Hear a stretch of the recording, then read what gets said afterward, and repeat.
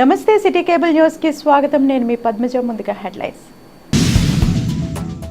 ప్రపంచ స్థాయి రోబోటిక్ విధానంతో భారతదేశంలోని మొట్టమొదటి అధునాతన 4th జెన్ డేవిడ్స్ రోబో మిషన్ ను మెడికవర్ హాస్పిటల్లో ప్రారంభించిన విశాఖ శ్రీ శారదా పీఠాధిపతి స్వరూపానందేంద్ర సరస్వతి. విశాఖపట్నం, అనకాపల్లి జిల్లాల్లో కాంగ్రెస్ పార్టీ ముఖ్య నాయకులతో విస్తృత స్థాయి సమావేశం ఏర్పాటు చేసిన పార్టీ రాష్ట్ర అధ్యక్షురాలు వైఎస్ షర్మిల. జీవీఎంసీ 26వ వార్డు శాంతిపురంలో 29,70,000 రూపాయల వ్యయంతో నిర్మించనున్న బీటీ రోడ్లు నిర్మాణ పనులకు శంకుస్థాపన చేసిన నగర మేయర్. ఇక వార్తల వివరాల్లోకి వెళ్తే, విశాఖ నగరం ఎంవీపీ కాలనీలో ఉన్న మెడికవర్ హాస్పిటల్లో ప్రపంచ స్థాయి రోబోటిక్ విధానంతో భారతదేశంలోని మొట్టమొదటిసారిగా అధునాతన 4th జెన్ డావిన్స్ రోబోటిక్ మిషన్ ను విశాఖ శ్రీ శారదా పీఠాధిపతి స్వరూపానందేంద్ర సరస్వతి మహాస్వామి ప్రారంభోత్సవం చేశారు. ఈ సందర్భంగా స్వామీజీ మాట్లాడుతూ, భగవంతుడు ఈ ప్రపంచంలో పలు రూపాల్లో జీవరాశులు సృష్టించారన్నారు. దేవుడి తర్వాత వైద్యుడే మనిషికి ప్రాణానికి హాని లేకుండా చేయగలరన్నారు. అందుకే వైద్యో నారాయణ హరి అన్నారని తెలిపారు. ఈ కార్యక్రమంలో ఆసుపత్రి chairman MD doctor Anil Krishna మాట్లాడుతూ, ఈ రోబోటిక్ మిషన్ ను ఈ రోగులకు ఎంతో ఉపయోగపడుతుందో వివరించారు.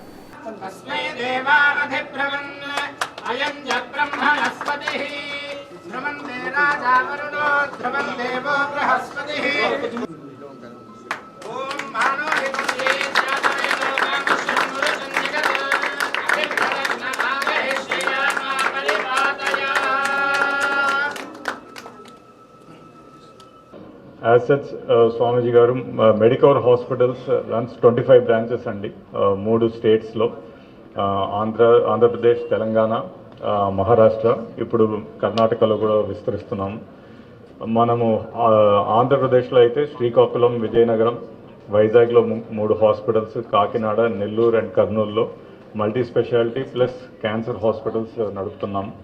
అట్నే మనం తెలంగాణలో అయితే హైదరాబాద్లో 4 హాస్పిటల్స్ అండ్ కరీంనగర్, నిజామాబాద్ లో నడుపుతున్నాం. అండ్ ఒక కొత్త 2 న్యూ హాస్పిటల్స్ వస్తున్నాయి. అండ్ వరంగల్లో కూడా ఒక హాస్పిటల్ విస్తరిస్తున్నాం. అండ్ మహారాష్ట్రలో ముంబై, పూణే, నాసిక్, ఔరంగాబాద్ అండ్ సంగంనేర్లో హాస్పిటల్స్ నడుపుతున్నాము. ఈ సంస్థ కొన్ని లక్షల మందికి ఆరోగ్యం అందిస్తూ ఉంటుంది ప్రతి సంవత్సరము.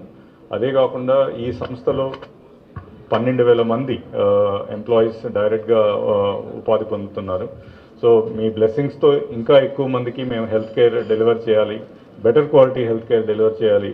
ఈ దేశంలో జీవరాశిని వదిలితే ప్రాణానికి హాని రాకుండా కాపాడే ఏకైక విద్య ఏదైనా ఉంది అంటే అది వైద్య విద్య మాత్రమే. వేదాల్లో కూడా చెబుతుంది, వైద్యో నారాయణ హరిహి అని. సాక్షాత్తుగా నారాయణుడు చూడాలి అంటే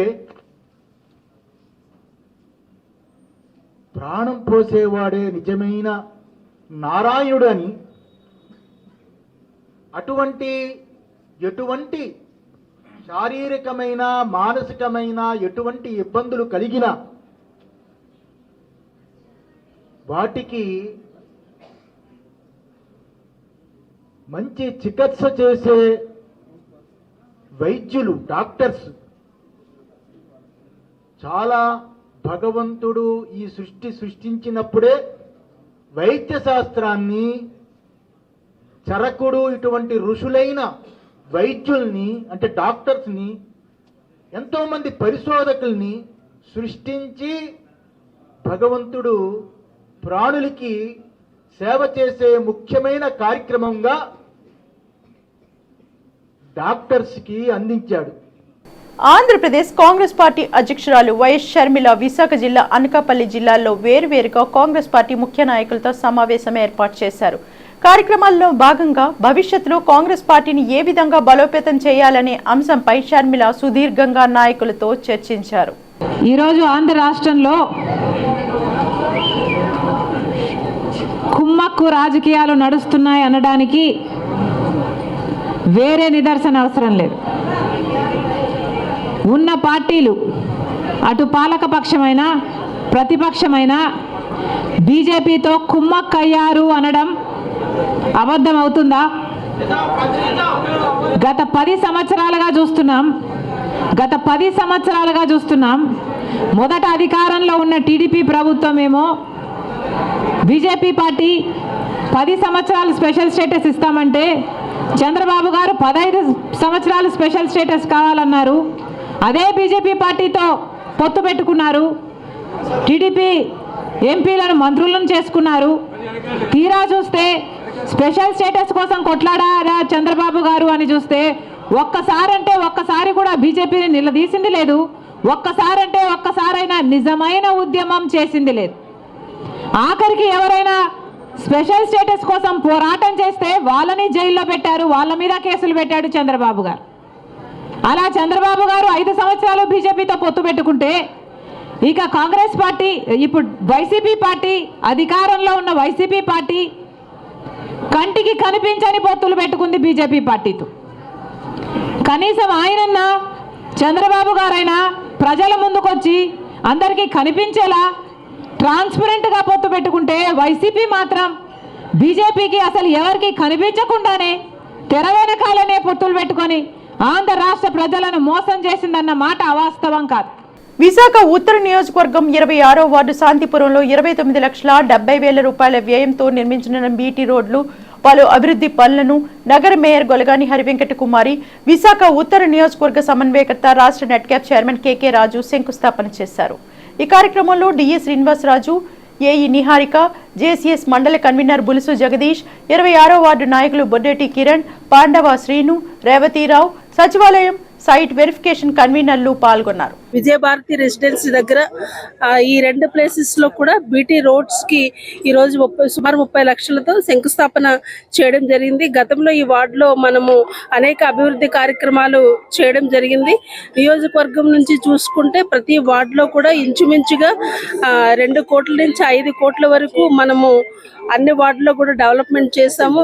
విశాఖ ఉత్తర నియోజకవర్గంలో గౌరవ మేయర్ శ్రీమతి గొలగాని హరివెంకట కుమార్ గారి చేతుల మీదుగా 26వ వార్డులో 2 రోడ్ వర్క్స్ సంబంధించి 11 లక్షల రూపాయలతో ఒక రోడ్డు, అదేవిధంగా 18,70,000 రూపాయలతో ఒక రోడ్డు, సుమారు 29,70,000 రూపాయలు నిధులతో ఈ 2 రోడ్లకి కూడా మేయర్ గారి చేతుల మీద శంకుస్థాపన చేయడం జరిగింది. ముఖ్యమంత్రి వైఎస్ జగన్మోహన్ రెడ్డి గారి ఆదేశాల మేరకు విశాఖపట్నంలో ఈ వీధుల్లో, వార్డుల్లో, మారుమూలలో ఉన్న స్ట్రీట్స్ దగ్గర నుంచి, రోడ్స్ దగ్గర నుంచి, డ్రైన్స్ కానీ, బరియల్ గ్రౌండ్స్ కానీ, స్కూల్స్ కానీ, అంగన్వాడీ సెంటర్స్ కానీ, స్ట్రీట్ లైట్స్ కానీ, పార్క్స్ కానీ, హాస్పిటల్స్ కానీ అన్నిటికీ సంబంధించి ఈ నగరంలో ప్రతి రోడ్ని, ప్రతి ప్రాంతాన్ని కూడా అంతర్జాతీయ ప్రమాణాలతో అభివృద్ధి చేయాలనేది గౌరవ ముఖ్యమంత్రి జగన్మోహన్ రెడ్డి గారి యొక్క ఆలోచన.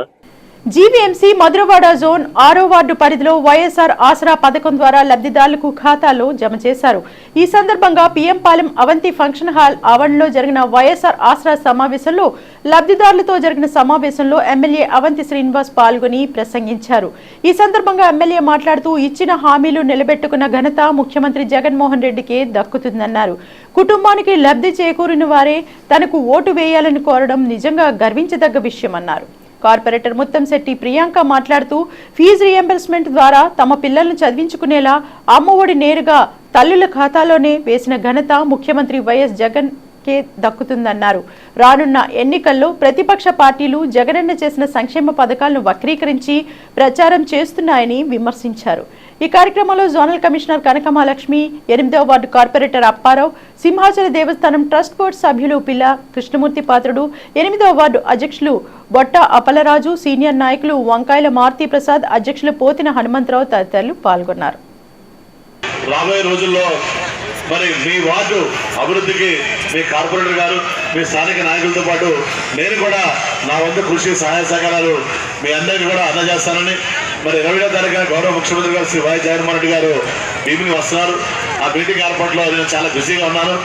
పాఠశాలల కంటే ఎక్కువగా డెవలప్ చేసి నాడు నేడు పథకం ద్వారా వారికి ఒక గర్వంగా తలెత్తుకుని స్కూల్కి వెళ్ళేలాగా వాళ్ళకి మంచి ఆహారం ఇచ్చి ఒక డిక్షనరీ, ఒక వాళ్ళకి ప్యాడ్ ఇచ్చి, ఐప్యాడ్ ఇచ్చి, అలానే ఒక స్కూల్ షూ కూడా ఆయన దగ్గరుండి, స్కూల్ బ్యాగ్ అన్ని దగ్గరుండి చూసే ముఖ్యమంత్రి నిజంగా జగన్ మామ అని ఈరోజు నేను నిజం చెప్తున్నాను మనస్ఫూర్తిగా. మా పాపకు 18 నెలలు, ఆమె కూడా ఎక్కడ హోర్డింగ్ చూస్తే జగన్ మామ అంటుంది.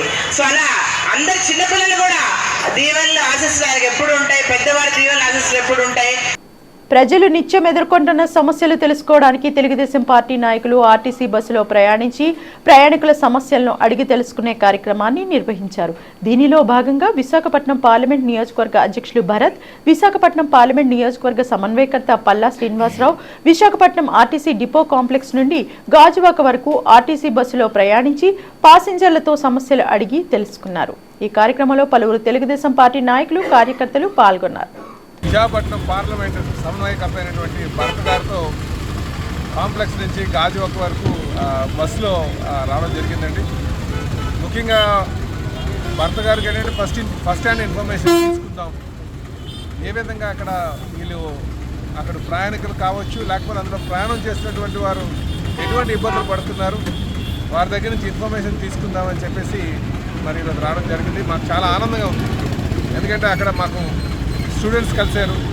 అలాగే ఆటోనగర్లో, విశాఖపట్నం గాజువాకలో ఉన్నటువంటి ఆటోనగర్లో పనిచేస్తున్నటువంటి వారు కనిపించారు. అలాగే ఇక్కడ షాపింగ్ మాల్స్లో పనిచేస్తున్నటువంటి వారితో కూడా చాలామంది మాట్లాడడం జరిగిందండి. వాళ్ళందరూ కూడా చెప్పేది ఏంటంటే ఈసారి తెలుగుదేశం పార్టీ రావాలి. ఎందుకంటే ఒక వ్యవస్థ అంతా కూడా గాడిలో లేకుండా పోయింది. గత 5 సంవత్సరాల నుంచి కూడా అస్తవ్యస్తంగా తయారైంది. ఇది కొంచెం ఒక గాడిలో పెట్టాల్సి ఉంటే నాయకత్వం కావాలి, అది తెలుగుదేశం పార్టీకి సాధ్యపడుతుందని చెప్పడం జరిగింది. మాకు చాలా ఆనందంగా ఉందని చెప్పి ఈ సందర్భంగా తెలియజేస్తున్నాం. ఆర్టీసీ కాంప్లెక్స్ నుంచి గంట్యాడికి వెళ్ళే బస్ నెంబర్ 38లో పల్లా శ్రీనివాస్ గారు, నేను బస్ ప్రయాణం చేయడం జరిగింది. గతంలో కూడా కొన్ని నెలల క్రితం బస్ ప్రయాణం చేయడానికి ఉద్దేశం ఏంటి అంటే సామాన్య ప్రజలు ఫేస్ చేసే ఇబ్బందులు ఏంటి, బస్సు మీద, ట్రాన్స్పోర్టేషన్ మీద వాళ్ళకి ఏదైనా సజెషన్స్ ఉన్నాయా ప్రభుత్వానికి, అండ్ వేరే వేరే రంగాల్లో ఉన్న వాళ్ళు, వృత్తి చేసే వాళ్ళు, చదువుకున్న వాళ్ళతో ప్రయాణం చేస్తే వాళ్ళ అనుభవాలు, వాళ్ళ ఇబ్బందులు తెలుసుకుంటా అనే ఉద్దేశంతో చేయడం జరిగింది. గతంలో కూడా చాలా మంచి ఎక్స్పీరియన్స్. ఇవాళ కూడా పల్లగారితో చేయడం అనేది చాలా బాగుండింది. ఎంప్లాయీసు, స్టూడెంట్సు, షాపుల్లో పనిచేసే వాళ్ళు, రేపు సివిల్స్ రాయాలనుకున్న ఒక అమ్మాయి, ఇలా రకరకాల మంది ప్యాసింజర్స్తో మాట్లాడడం జరిగింది. చాలా వరకు నాకు సంతోషంగా ఉన్నది ఏంటి అంటే వీళ్ళందరూ కష్టపడి ఏదో అవుదామని అనుకుంటున్నారు. అండ్ ప్రభుత్వం మీద సగం మందికి అంత అవగాహన, ఆశ కూడా లేదు. క్రీడల్లో యువత అంతర్జాతీయంగా రాణించాలనే లక్ష్యంతో ముఖ్యమంత్రి వైఎస్ జగన్మోహన్ రెడ్డి ఆడుదాం ఆంధ్ర స్పోర్ట్స్ టోర్నమెంట్ను ప్రారంభించారని ఉత్తర నియోజకవర్గ సమన్వయకర్త, రాష్ట్ర నెట్క్యాప్ చైర్మన్ కేకే రాజు అన్నారు. ఈ మేరకు విశాఖ ఉత్తర నియోజకవర్గం కైలాసపురం డిఎల్బీ గ్రౌండ్స్లో ఆంధ్రప్రదేశ్ ప్రభుత్వం నిర్వహిస్తున్న ఆడుదాం ఆంధ్ర స్పోర్ట్స్ టోర్నమెంట్ ఫైనల్ మ్యాచ్ను బుధవారం కేకే రాజు ప్రారంభించారు.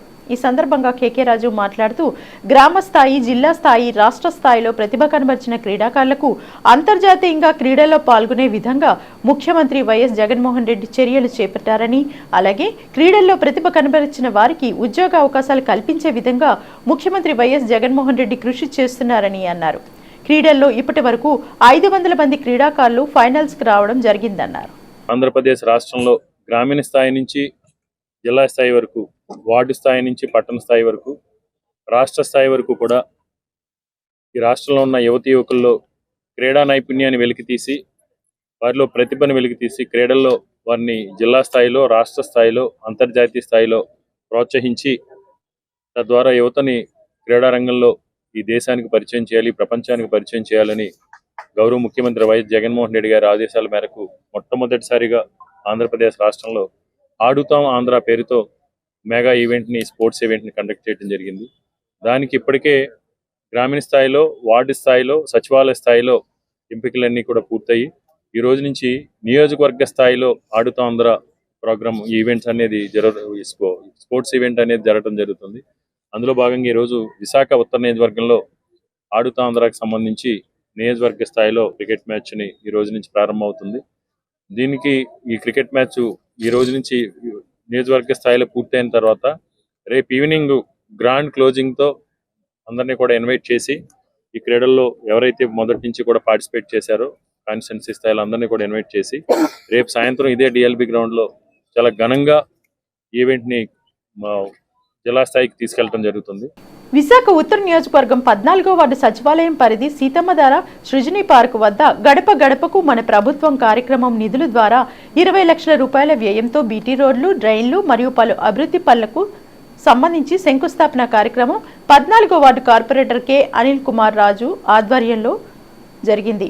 ఈ కార్యక్రమంలో ముఖ్య అతిథిగా విశాఖ ఉత్తర నియోజకవర్గ సమన్వయకర్త రాష్ట్ర నెట్క్యాప్ చైర్మన్ కె రాజు పాల్గొని కొబ్బరికాయ కొట్టి శంకుస్థాపన చేశారు. ఈ కార్యక్రమంలో ఏఈ శ్రీనివాసరావు, 14వ వార్డు నాయకులు మురళీకృష్ణారెడ్డి, ప్రవీణ్ వర్మ, సత్యనారాయణ, సెక్యూరిటీ శ్రీను, లింగేశ్వరరావు, అసోసియేషన్ పెద్దలు తదితరులు పాల్గొన్నారు.